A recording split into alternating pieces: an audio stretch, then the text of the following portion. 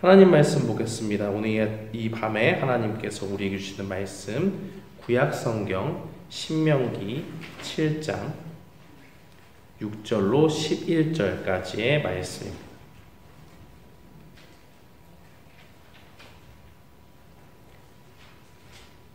구약성경 신명기 7장 6절로 11절까지의 말씀,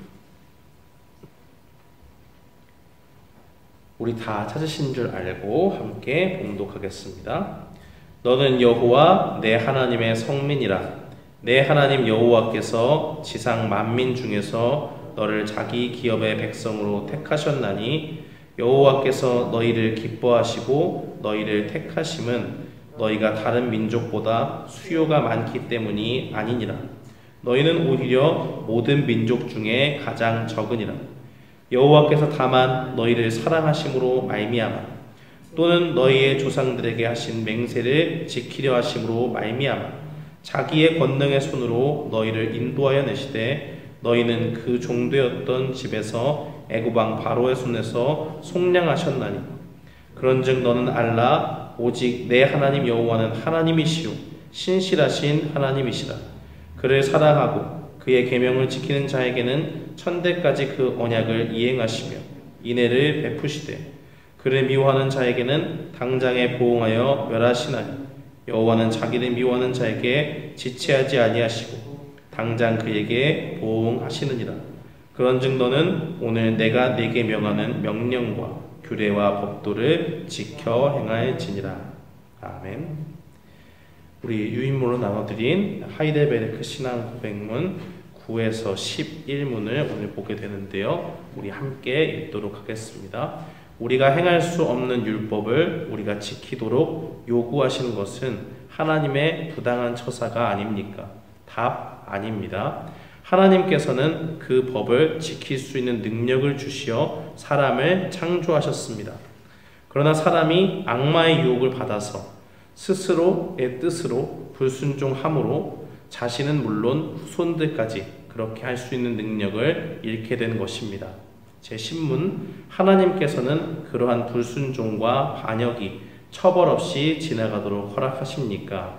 답, 결코 그렇지 않습니다. 하나님께서는 우리가 개인적으로 짓는 죄뿐 아니라 태어날 때부터 지니는 죄에 대하여도 무섭게 진노하십니다. 의로운 재판관이신 하나님은 지금부터 영원히 죄를 처벌하십니다. 하나님께서는 다음과 같이 선언하셨습니다.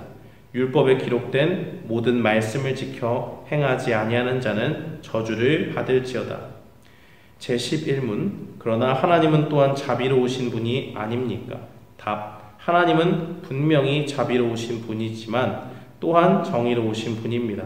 하나님의 정의는 죄, 곧 그의 가장 높으신 권위에 대한 도전에 대하여 가장 무거운 처벌, 즉 몸과 영혼에 영원한 형벌을 내리십니다. 저는 본 말씀 신명기 7장 6절로 11절 말씀을 통해서 하나님의 공의와 사랑이라는 제목으로 주의 말씀을 선포하겠습니다. 누군가 여러분에게 하나님은 누구십니까? 라고 묻는다면 여러분은 어떻게 답하시겠습니까? 하나님이 나한테 어떤 존재로 다가왔으면 좋겠습니까? 우리는 하나님에 대해서 여러 가지 단어로 표현할 수가 있습니다. 전능하신 하나님, 또 우리를 위로하시는 하나님 등등 다양하게 표현을 할 수가 있는데요. 그렇지만 일반적으로 교회를 다니는 사람이든 아니면 교회 밖에 믿음이 없는 사람이건 거부감 없이 받아들일 수 있는 한 가지의 표현이 있죠. 그것은 바로 사랑의 하나님, 하나님은 사랑이시다라는 겁니다. 우리가 전도할 때 가장 많이 쓰는 말 중에 하나가 무엇입니까? 하나님이 당신을 사랑하십니다라고 그렇게 표현하죠. 왜 하나님이 당신을 사랑하십니다라는 말을 많이 쓸까요? 일단 그 말이 사실이죠. 정말 우리를 사랑하셔서 아들까지도 아낌없이 내어주시는 그 사랑을 세상 가운데 보여주셨습니다. 그래서 하나님은 사랑이시고 이 세상을 사랑하셔서 우리에게 사랑의 하나님으로 다가오시는 분입니다. 또 전도할 때 하나님은 사랑이십니다. 하나님이 당신을 사랑하십니다 라는 말을 하는 것은 상대방의 마음을 어렵게 하지 않으면서 불편하게 하지 않으면서 예수님께로 영혼을 인도할 수 있는 좋은 표현이기도 하기 때문입니다. 그런데 이 말을 듣고 교회를 오게 되면 사람들이 설교를 듣다가 어느 순간에 고개를 갸우뚱할 때가 오곤 합니다. 선지서나 또 하나님의 진노에 대한 그런 설교를 들으면, 죄에 대한 지적에 대한 설교를 들으면 이거는 사랑의 하나님의 모습이 아닌 것 같은데 라는 생각을 합니다.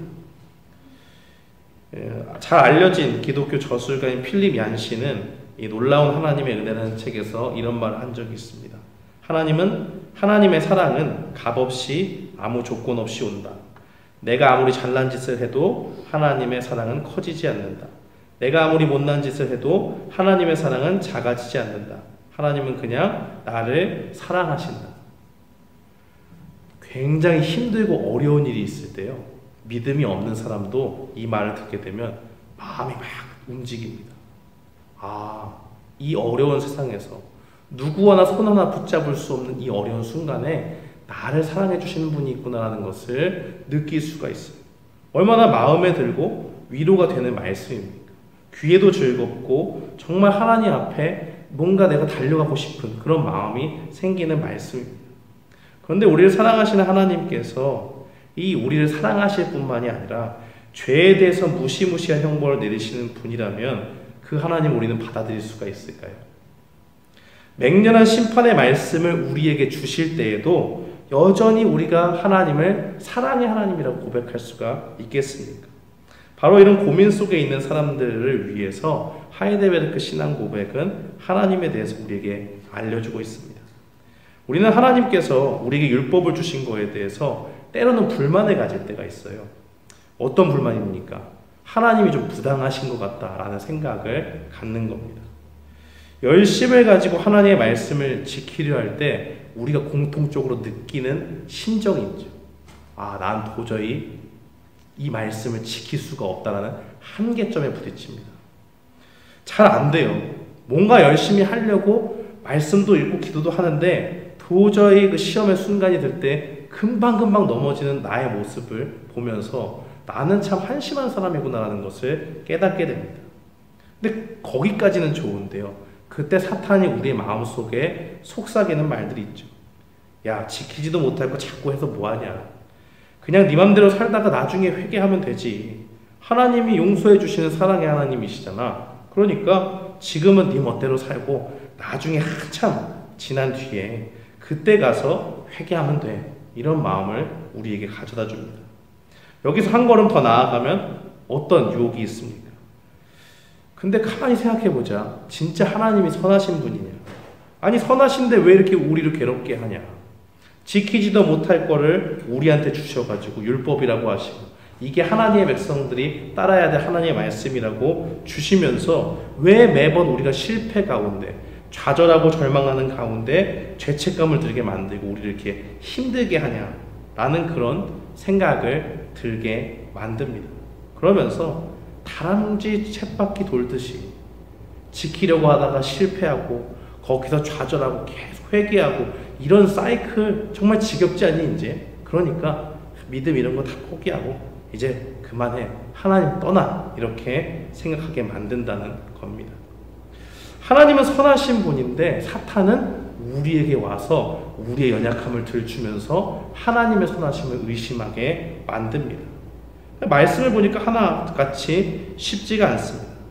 이런 생각이 들 때 우리는 어떻게 이 불신앙의 문제를 극복할 수가 있겠습니까? 9번째 이 하이델베르크 신앙 고백의 답을 보면 하나님은 부당한 분이 아니라고 말씀합니다.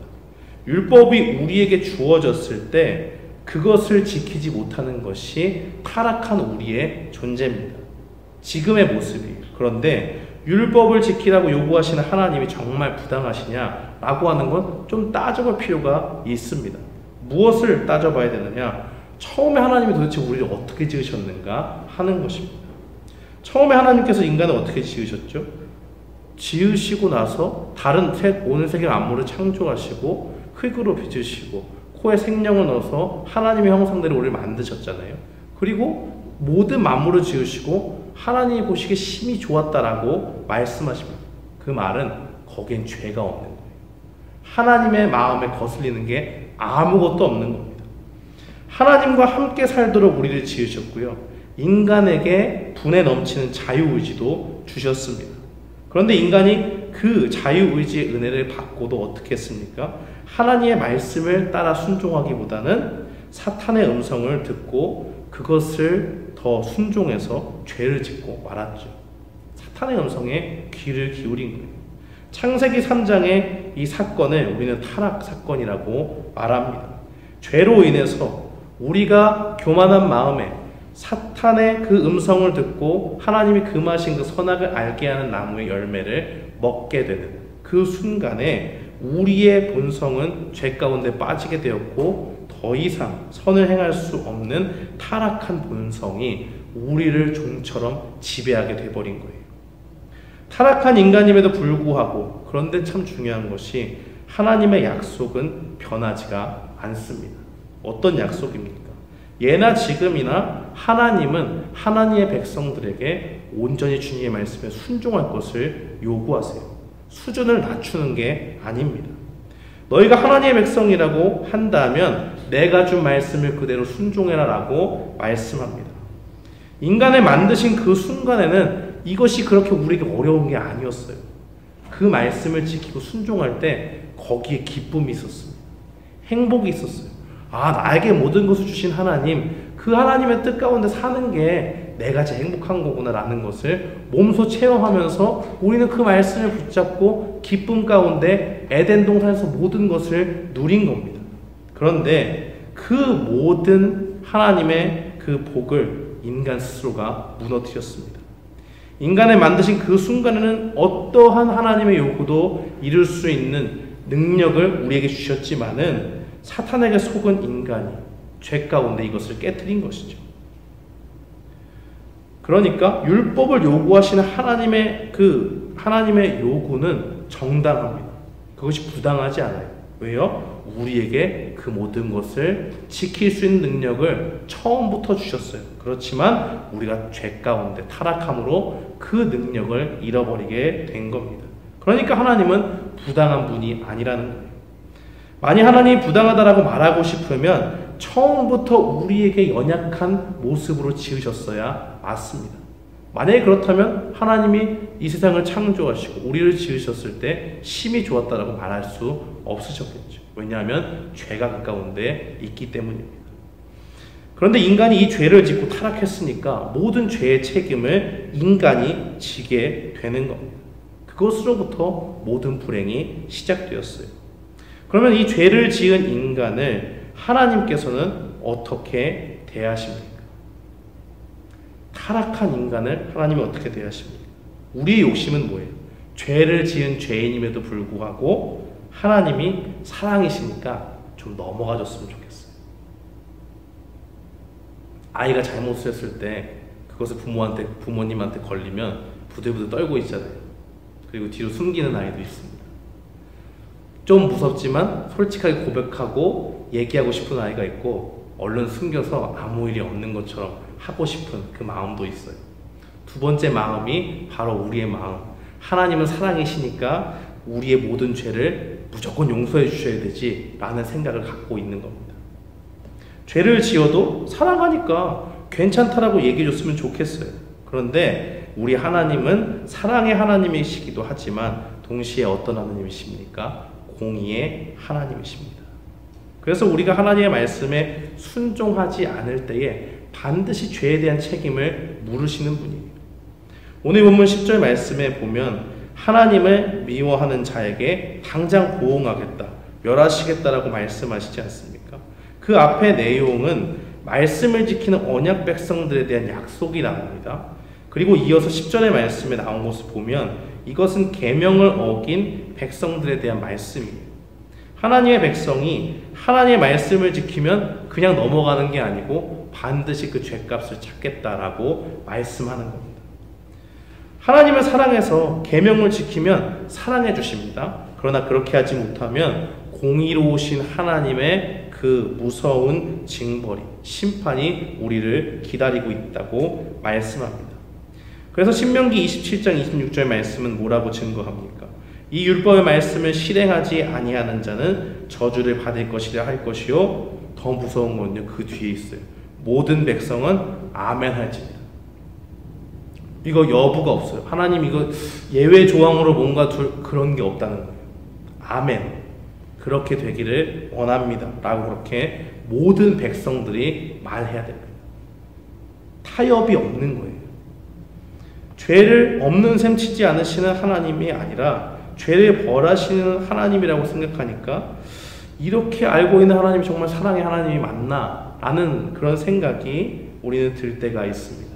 이런 생각이 든다면 우리는 예수님의 십자가를 바라봐야 됩니다. 거기서 도대체 무슨 일이 일어났는지를 분명히 봐야 돼요. 하나님은 공의로우신 분입니다. 공의로우신 그 하나님의 모습은 어디서 가장 잘 나타났냐? 구약의 내용들 가운데 심판의 메시지가 있지만은 계명을 지키지 않을 때 너희를 심판하겠다, 내가 보응하겠다라는 말씀도 있지만은 가장 그 하나님의 공의의 모습이 잘 나타난 것은 예수님이 못 박히신 십자가입니다. 하나님은 신명기 5장 9절 말씀에서 자신을 향해서 이렇게 나타내셨습니다. 그것들에게 절하지 말며 그것들을 섬기지 말라. 나 내 하나님 여호와는 질투하는 하나님인즉 나를 미워하는 자의 죄를 갚되라고 이렇게 말씀합니다. 하나님은 죄가 있으면요 그 죄를 반드시 갚아야 돼요. 죄에 대한 대가를 치러야 됩니다. 죄로 인해서 타락한 우리는 그러면 하나님의 징벌을 받는 게 맞겠죠. 그런데 우리가 짊어져야 될 그 죄에 대한 형벌, 그 무시무시한 대가, 그것을 누가 대신 지셨습니까? 바로 예수님께서 십자가에서 대신 지신 겁니다. 세례 요한이 예수님이 자신에게 나오는 것을 보고 한 말이 있습니다. 요한복음 1장 29절 말씀에 보면 보라 세상 죄를 죽어가는 하나님의 어린 양이로다 라고 그렇게 증거합니다. 예수님은 히브리서 말씀에 보면 죄가 없으신 분이에요. 근데 세례 요한에게 나오셔서 그의 공생애를 시작하기 전에 세례 받으실 때에 그 가운데 나오는 모습이 하나님의 희생제물로 드리는 세상의 모든 죄를 짊어지고 대신 십자가에서 형벌을 받으시는 그 하나님의 어린 양의 모습으로 나오고 있습니다. 요한일서 2장 2절은 증거하기를 그는 우리 죄를 위한 화목 제물이니 우리만 위할 뿐 아니요 온 세상의 죄를 위함이라고 증거합니다. 신명기 27장을 인용해서 하이데베르크 제10문이 율법을 어기면 저주를 받는다고 말하는데 이 모든 아담의 후손들은 타락 이후에 다 죄된 본성을 갖고 있기 때문에 누구나 다 죄에 대한 저주를 받아 마땅한 존재로 타락했습니다. 그런데 갈라디아서 3장 13절 말씀은 증거하기를 그리스도께서 우리를 위하여 저주를 받은 바 되사 보세요. 우리가 저주받아야 되는데 예수님께서 우리를 위해서 저주를 받았다라고 말합니다. 율법의 저주에서 우리를 속량하셨다. 속량하셨다는 말은 뭐예요? 경제적인 용어잖아요. 죄 가운데 있는 그 노예를 해방시키기 위해서 그 노예에 해당하는 해방에 합당한 금액을 지불하고 노예를 자유케 해주는 겁니다. 풀어주는 거예요. 사오는 거예요. 예수님의 피값으로 그것을 지불하신 겁니다. 기록된 바 나무에 달린 자마다 저주 아래 있는 자라 하였습니다. 그러니까 그 모든 것을 예수님께서 대신 지불하시고 예수님의 피로 우리를 깨끗게 하기 위해서 자신의 피를 지불하시고 자신은 뭐예요? 십자가에 달려서 저주 아래 있는 자가 되었다는 겁니다. 우리를 대신해서. 예수님께서는 왜 십자가를 지어야 됩니까? 하나님이시니까 전능하시니까 내 죄가 사해졌다 이렇게 얘기하면 되잖아요. 하나님께서도 성부께서도 그런 계획을 우리에게 보여주실 수 있지 않습니까? 그런데 하나님께서는 그 방법을 택하지 않으셨습니다. 바로 주님의 말씀, 율법을 어긴 우리가 받아야 할 저주가 얼마나 무시무시한 것인지 십자가에서 보여주기를 원하셨습니다. 죄를 미워하시는 하나님의 성품을 십자가에서 보여주시기 원합니다. 구약의 백성들이 하나님 앞에 화목 제물을 드릴 때에 그 제물을 각을 뜬다고 하지 않습니까? 각을 뜬다고 하니까 별로 와닿지가 않지만 살아있는 동물을 잡는 거잖아요. 얼마나 잔인한 모습이에요. 그 동물이 죄가 있어서가 아니고 이 동물을 바치는 죄인 때문에 그 동물이 그렇게 처참하게 죽임을 당해야 됩니다. 그 피의 제사가 어떻게 나오게 된 거예요? 인간의 죄 때문에 그 모든 것이 보여지게 된 겁니다.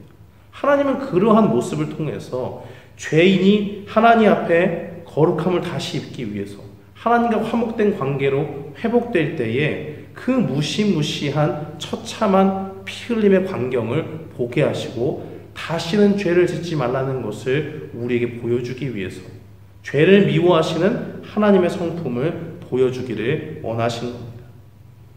그런데 이 죄 문제를 하나님께서는 우리가 해결할 수 없다는 걸 너무 잘 아셨어요.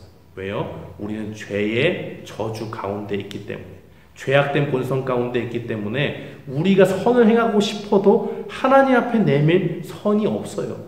죄의 종로로 타니까 우리가 선택하는 것들은 다 죄 가운데 있는 겁니다. 그러니까 그 모든 것을 해결하기 위해서 죄가 없으신 예수님을 이 땅에 보내주셨습니다.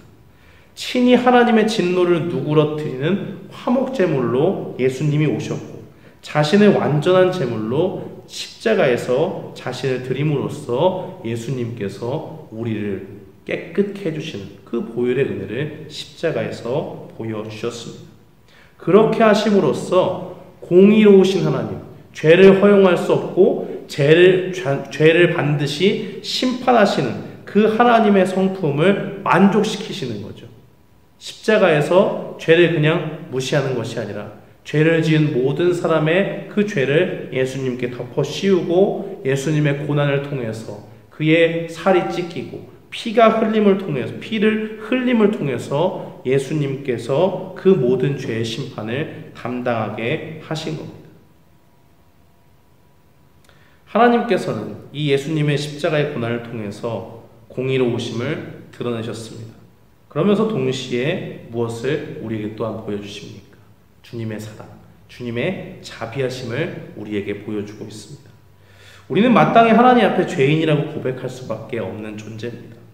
타락한 이후에 언제나 그 죄악된 본성 가운데서 마음의 계획함이 어려서부터 악해요. 어린아이들을 보면 참 신기합니다. 나쁜 것은 가르쳐주지 않아도 어디서 배워서 잘 써먹어요. 어떻게 그렇게 악한 행동을 하는지 모릅니다. 아무리 선한 사람도요, 그 사람의 내밀한 그 속에 들어가 보면 죄악된 그 마음들이 가득 차 있습니다. 겉으로 보여지는 것, 행동으로 하지 않아도 우리의 양심이 알아요. 우리의 생각이 더럽다는 것을 분명히 압니다. 그래서 예레미야는 예레미야 17장 9절 말씀에 무엇이라고 증거합니까? 만물보다 거짓되고 심히 부패한 것은 마음이라 누가 능히 이를 알리오마는 이라고 얘기합니다. 그런데 그 다음 구절이 더 무서워요. 그러나 이어서 말씀하는데 나 여호와는 심장을 살피며 폐부를 시험하고 각각 그의 행위와 그의 행실대로 보응하나니라고 그렇게 말씀합니다. 그러니까 하나님 앞에 어떠한 사람도 의로운 사람이라고 자기가 이야기하든 다른 사람이 인정을 하든 하나님 앞에서 그 죄악된 마음 깊은 곳에 있는 것을 누구도 숨길 수 없다는 거예요. 사람은 모를 수 있어요. 누가 이를 알리오마는 그 속에 악한 계획을 가지고 있는 것을 누가 압니까? 면밀히 살펴보지 않으면 우리는 놓칠 수 있고 저 사람은 좀 착해 보이는데 좋은 사람 같은데 의로운 사람 같은데 라는 착각을 얼마든지 할 수 있는 거예요. 우리는 분별할 수 있는 능력이 현저히 떨어집니다. 그러나 폐부를 시험하시고 심장을 살피시는 그 하나님께서는 우리의 모든 속에 있는 마음의 생각까지도 다 살피신다는 겁니다. 속으로 품은 죄악된 마음마저도 하나님께서는 숨길 수 없는 하나님 앞에서는 숨길 수 없는 연약한 존재가 바로 죄악된 우리 인간입니다. 그렇다면 이렇게 죄에 대해서 철저히 심판하시는 하나님의 공의로우심 앞에서 우리는 어떻게 살아야 됩니까? 마태복음 10장 28절 말씀은 증거하기를 몸은 죽여도 영혼은 능히 죽이지 못하는 자들을 두려워하지 말고 오직 몸과 영혼을 능히 지옥에 멸하실 수 있는 이를 두려워하라 라고 그렇게 말하고 있습니다. 하나님은 십자가에서 우리를 위해서 자기의 독생자 아들까지도 아끼지 아니하시는 사랑과 자비를 보여주셨습니다. 예수님께서도 이 땅에 오셔서 자기의 생명을 아낌없이 많은 사람들에게 주실 수 있을 만큼 그 고난의 길을 묵묵히 걸어가심으로써 우리에 대한 하나님의 사랑을 확증하셨습니다. 그러나 우리에게 완전한 순종을 요구하시는 하나님의 그 기준은 달라지지 않았어요. 그래서 하나님의 의로움의 수준에 도달하지 못하는 우리를 위해서 우리에게 예수님을 믿을 때 그분의 완전한 의로우심을 우리에게 주셨습니다. 여기에 큰 사랑이 있는 거예요. 죄를 용서함 받은 것은 먼저고 그 다음에 죄가 없는 정도의 수준이 아니고요. 주님 앞에 나아가려면 하나님 앞에 죄가 있으면 죽지 않습니까? 그 죄를 용서함 받았다면 하나님 나라로 들어가기 위해서는 하나님 앞에 의롭다 하심을 받는 그 의가 필요해요. 그런데 우리는 우리의 능력으로는 타락한 본성 가운데 죄만 행할 수 있기 때문에 그 의를 만족시킬 수가 없습니다. 그런데 십자가에서 달려 돌아가신 그 주님을 믿는 순간 우리는 주님과 연합해서 우리의 죄가 주님께 드려지게 되고 주님의 의로움이 우리를 덮는 그 순간에 이신칭이라고 하죠. 예수님을 믿음으로 의롭게 되는 은혜가 우리에게 주어지게 되는 겁니다. 그 의로움을 받은 우리가 은혜로 받았다면 이제 우리는 어떻게 살아야 됩니까? 우리를 사랑하셔서 예수님을 우리에게 주신 그 하나님의 은혜를 보답하는 삶으로 나아가야 되는 거예요.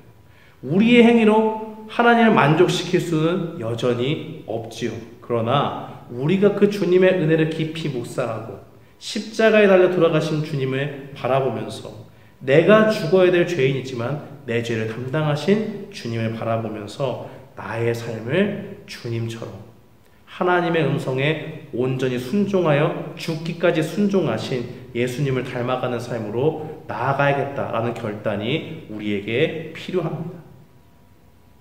죄인인 우리가 의롭다 여김 받는 것 당연한 것 아닙니다. 그것은 전적인 하나님의 은혜요 십자가의 그 고통을 감내하신 주님의 사랑 가운데 우리에게 주어진 것입니다. 그러므로 우리가 오늘 결단해야 할 것은 죄를 미워하시는 주님께서 우리의 죄를 용서해 주심에 대해 감사하면서 언제나 주님을 두려워하는 마음, 또 주님을 사랑하는 마음, 주의 말씀에 순종하는 하나님의 백성으로 살기를 소망하며 나아가는 겁니다. 우리는 언젠가 한번 우리의 생을 다하고 주님 앞에 나아갈 날이 있습니다. 그 날을 우리가 알면 참 좋겠지만 하나님은 비밀에 감춰주셨어요. 우리는 이 땅 가운데 생명이 다하고 주님 앞에 심판받는 날이 다가올 때에 그것이 언제인지 알 수 없습니다. 그러나 그 모든 알 수 없는 미지의 순간에 우리가 할 수 있는 것은 무엇입니까? 우리에게 생명을 주신, 우리에게 은혜를 주신 그 주님을 바라보며 순종의 삶으로 날마다의 삶을 주님께 드리는 겁니다. 그렇게 주님 앞에 말씀에 순종하며 나아갈 때에 그 중심으로 주님 앞에 주님을 두려워하는 마음으로 살아갈 때에 주님은 우리가 주님 앞에 나아갈 때에 우리를 칭찬해 주실 줄 믿습니다. 그러므로 우리의 영혼을 죽이기도 하시고 또 우리를 살리기도 하시는 그 공의의 하나님 또 사랑의 하나님의 그 은혜를 기억하면서 언제나 주님의 말씀에 순종하며 나아가는 우리가 되기를 주님의 이름으로 축원합니다.